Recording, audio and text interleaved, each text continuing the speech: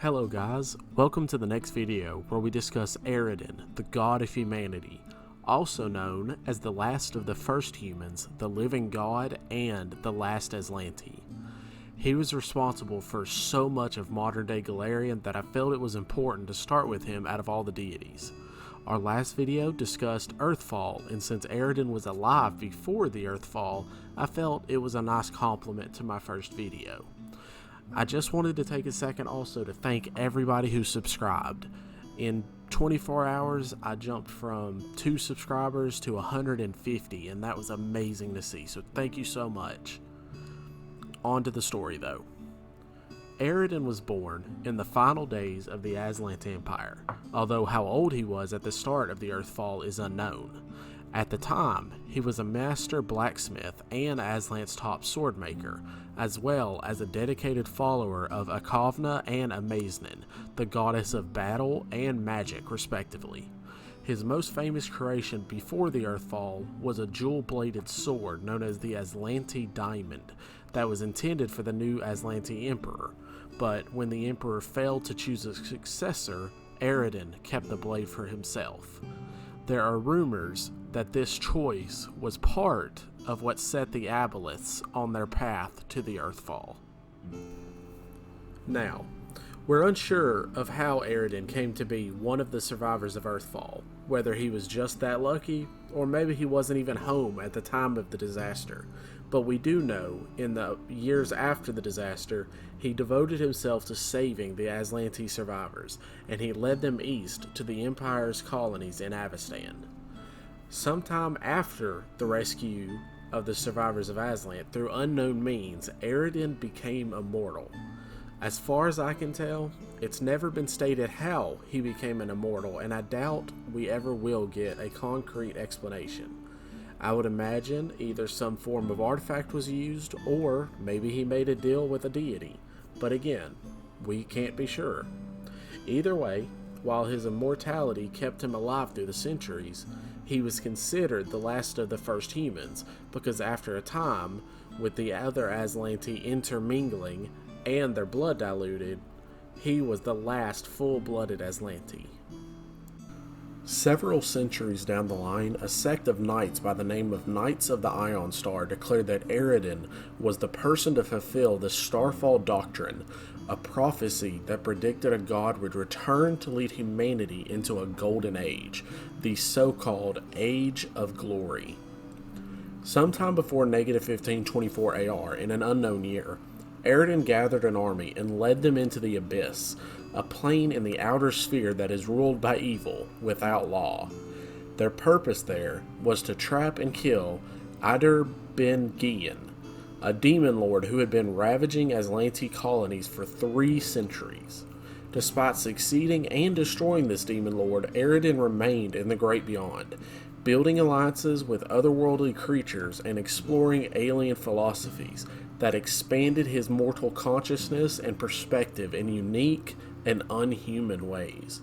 He eventually returned to Golarion with a new focus, chartering a new destiny for humanity that would see them regaining and surpassing their former glory. Between -1524 and -1489 AR, Aroden adventures through Zopatol, where he met a young woman by the name of Arazny. Together, they became heroes of the area, eventually earning the right to explore the Tumbaja Mountains, a large pyramid located in the northwestern portion of Zopatol. After years of research, Aroden secretly placed a fragment of his soul within the Kumaru tree, a massive tree whose roots grew below the entire nation, acting as a living form of magical ley line. This gave him unique access to manipulating these so-called veins of creation, and greatly boosted his arcane power. With his purpose here fulfilled, he left Arazny's company and carried on with his goal of seeing humanity flourish. In 0 AR, finally starting to move into the positive years, Aroden used his immense magical power to move the Starstone itself and raise the Isle of Kortos from the floor of the Inner Sea. Here, he formed the city of Absalom at the heart of the Inner Sea region, with the Starstone sitting at his city's center. Upon placing the Starstone on its new resting place in what would become the Starstone Cathedral, Aroden found himself raised to godhood. From henceforth, Golarion used a calendar where the years were known as Absalom Reckoning, or AR for short. Now, the method in which the Starstone grants godhood is completely unknown, but my guess is through some mixture of aboleth magic, the remains of two separate divine beings in the form of Kovna and Amaznin, and the unique makeup of the metals and minerals inside the Starstone, it is a powerful enough artifact to grant godhood to any who can make it through the Starstone's challenges. Now, I have heard we may get an adventure path or even a module that involves the test of the Starstone in some manner, but until then, the test is up to each and every GM individually. We will discuss the Starstone test and the gods who have succeeded it in a later video, so for now, we're moving on. Now, we've covered some pretty good things Aroden has done so far in his already long life. He has saved as much of the Azlanti culture and magic as he could. He has slain the demon lord Eider Ben Gian. He's built up allies with otherworldly races that most mortals couldn't comprehend. He has spent decades roaming Golarion, performing the role of a hero as he went, and raised an island and the Starstone itself. But Aroden has not always walked on the good side of the line. He has done some acts that are questionable at best and some that are straight up malicious. In raising Kortos from the sea floor, for example, it was a solid rock mass with sea slime covering its surface, completely unfit for habitation. But Aroden had discovered Vasque, one of the vaults of Orv, the lowest levels of the Darklands. Within this vault, he found 6 life-giving orbs floating through the area, keeping an intense radiation at bay and causing a massive jungle to spring up amidst the Darklands. Despite knowing what this would do to the area and its inhabitants, Aroden took 5 of the 6 orbs and brought them to the surface. Sure that humanity would use them better than the Zolgath, or Troglodytes, as they are known by the surface dwellers. However, the orb he so politely left them with was nowhere near powerful enough to fight the radiation found in the vault, and over the centuries since, the vast jungles of Vasque have degenerated into the Black Desert, a dark, irradiated wasteland. With the radiation damaging the landscape, it also destroyed the Troglodyte civilization, and what was once a decently advanced race of lizard folk became less and less intelligent with each new generation, losing their capacity for farming, animal taming, and even architecture. Their very bodies begin to exude a foul stench that causes crops to wilt and livestock to grow ill, and with these mutations, they quickly descended into barbarism and cannibalism, and their entire empire collapsed. For the next few hundred years, Aroden worked to protect and aid humanity, while assisting in the rise of his faith. During this time, he performed various deeds, including the creation of the Shuni race, due to his need for friendly companionship. He also brought the brightest and finest of humanity to Absalom, and heavily encouraged the growth of the city. While he directly spread his faith and assisted in the growth of Absalom, he preferred for his faithful and humanity as a whole to fight their own battles. However, when the fights became too dire, he wasn't afraid to step in, such as in the fight against Tar Baphon, the Lich that would one day become known as the Whispering Tyrant in 896 AR. Through this time, the faith of Aroden spread rapidly, especially in Taldor, which had spread northwest across southern Avestan. Eventually, the clerics of Aroden took their new religion into the world that would one day be Cheliax.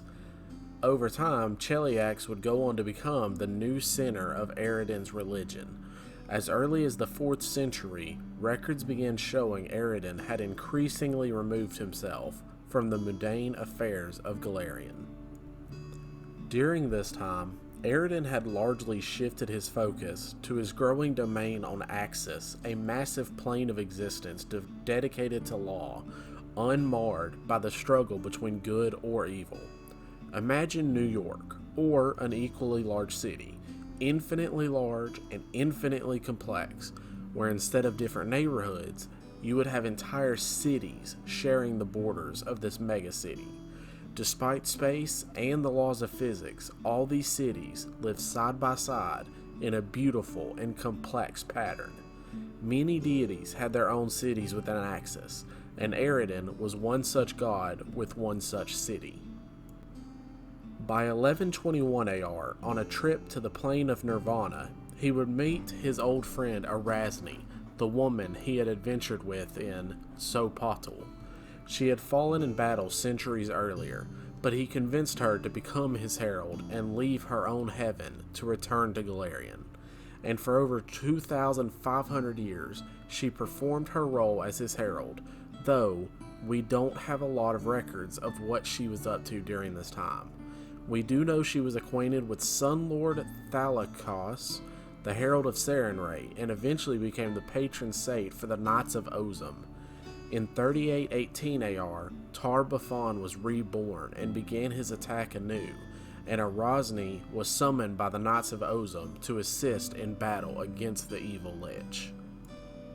Despite the Whispering Tyrant's threat, Aroden did not intervene, leaving his herald to be struck down in battle by the much stronger foe.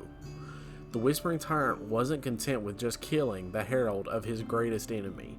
He used her body to demoralize the enemy by throwing her broken and battered body at the army's feet. Despite his best effort, the battle would rage for another 9 years before the Whispering Tyrant would make a critical mistake, but we'll leave that for another video. Aroden's last recorded appearance was in 4433 AR in the nation of Sarcosis to fight the avatar of the demon lord Deskari. In 4606 AR, Cheliax began a year-long preparation for their god to return to them and usher in the Age of Glory, as foretold centuries earlier in the Starfall Doctrine. King Gaspadar prepared to step down and make way for Aroden to take up his crown, but on the fateful day that he was supposed to reappear, he never did. Instead of the god of humanity appearing, a tear in the wall between the planes of existence appeared in the northernmost reaches of Avestan, allowing demons to pour into our world by the thousands. Massive storms rolled across Golarion without breaking for 3 weeks, leaving the eternal hurricane, the Eye of Abendango, spinning off the coast of Garund. At the end of the 3 weeks, Aroden's clerics suddenly found themselves disconnected from their god, completely powerless. Prophecy that for centuries had been completely reliable suddenly failed, and unlike the Age of Glory that was to start, the world instead entered the Age of Lost Omens, which is where Pathfinder 1 and 2nd edition take place. Now, this is a portion of my videos I was wanting to include from the beginning, as I see these as a tool for both dungeon masters and players to use to learn about Golarion, or to help them create adventure hooks for their players. I feel like the death of Aroden was recent enough that there are still a ton of adventure hooks available for use, but I'm going to limit myself to 2 to 3 unless I get requests for more in later videos. So, Adventure Hook 1. Something, or someone, killed Aroden in a climactic battle that lasted for 3 long weeks. With each blow, storms rolled across the face of the planet, and as that final blow fell, Aroden's clerics were cut from their deity. But what killed him and how? This simple premise could have your characters roaming the outer planes, searching for a god or a being with enough power to kill Aroden, and a way to stop them. This would be a great one if you're looking for high-level play. Great mystery, and it's completely up to you on the who and the why. For my second one, Perhaps the Starstone is only a temporary deity boost, lasting a few thousand years, and now it's a race against the clock to keep the other deities who have passed the Starstone test empowered. You could have your players interact with the gods, attempting to make deals with them to grant enough power to make these other gods permanently divine, or exploring the depths of the ocean to learn from the aboleths what magic they used on the Starstone and how to make its powers permanent. Or, lastly, and my personal favorite, maybe Aroden did something to break fate, to avoid a prophecy he could just not accept. And now, due to his shattering of fate, Pharasma has claimed his soul. This one's my favorite, due to the fact that it actually has a bit of canon info backing it up, but only in the Pharasma portion. For those who don't know, Pharasma is the god of the dead that will judge where your soul is bound to go. She is the last stop for every living being's soul. Under the Pharasma entry in the Inner Sea Gods on page 123, this is listed under the planar allies that clerics of Pharasma have the ability to summon in dire situations. The Echo of Lost Divinity, Unique Ghost. This spectral Azlanti soldier wears fine clothes in green and gold. When his face is visible, he resembles depictions of Aroden as a god. As he has only appeared in Pharasma's service since the death of the last Azlanti, some believe he is a remnant of that god, but the Echo of Lost Divinity denies this. He prefers to heal and support those who call him rather than attacking their foes directly. Now, I'm not saying for sure that means Pharasma is the one who killed Aroden, but somehow, she seems to have come into possession of at least a fragment of Aroden's soul. And I think that is an amazing plot hook. Well guys, that's the end of the video. There's a lot of stuff of Aroden we just don't know about yet. But I do know that with the Dead God's Hand coming out soon, we're going to have a whole lot of info on Aroden. And I'm not so sure that all of it's going to be good news. But we'll have to see what the news is once that book drops. And if it's significant enough, we might have my first part 2 video. But I hope to see you in the next video. Leave me a comment. Let me know what you would like to see me cover in a future installment. My next video will be on Azlant and Thassalon, the civilizations. And then from there, the rest of Golarion awaits.